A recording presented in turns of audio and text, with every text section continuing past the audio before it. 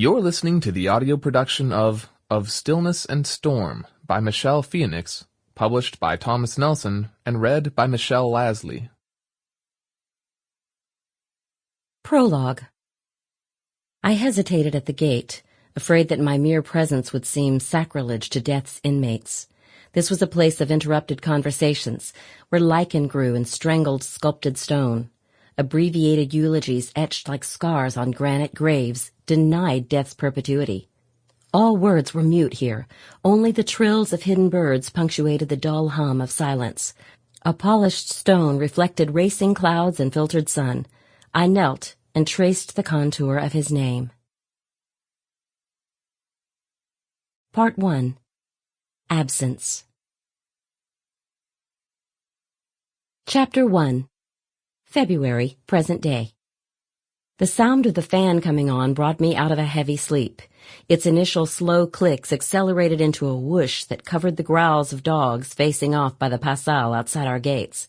I squinted at the battery-powered alarm clock on Sam's side of the bed, its numbers barely illuminated by the moonlight shining through the window. Just after 2 a.m. When the moon wasn't out, nights were black in our part of Kathmandu. No street lamps, no lighted signs outside shops, along empty streets, or on deserted corners. When the electricity went off, and sometimes stayed off for 10 hours a day, the windows of Nepali homes hung like empty eye sockets from the brick walls that held them. Living with unpredictable power was a skill I was still trying to master. Even after 2 years, I'd leave a light switch or two in their on position after the bulbs had flickered out. So when the fan hummed on and the old fridge shuddered back to life downstairs, I'd set off on my nearly nightly game of turn off the lights.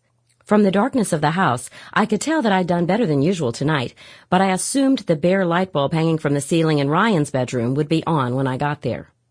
As I reached for my robe, I wondered where Sam was, what he would see when the sun crept over the mountain peaks 4 hours from now. Though the weather was unusually warm for February in Kathmandu, I knew it was much chillier at the altitude where he lived during his weeks away from us. But the cold never seemed to bother him.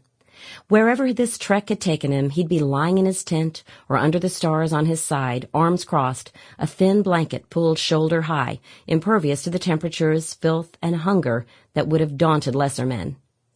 Though I'd gotten used to waking up without him, I missed the sameness of living alongside Sam. His routines were as familiar to me as my own. Every morning he was home, his eyes would open at dawn, those pale blue eyes that stood in stark contrast to the ruggedness of his features. He'd glance up and gauge the time from the brightness of the sky, ignoring the clock that sat on the nightstand next to him. Then he'd throw back the blanket and swing his legs out of bed in one smooth movement. Sample complete. Ready to continue?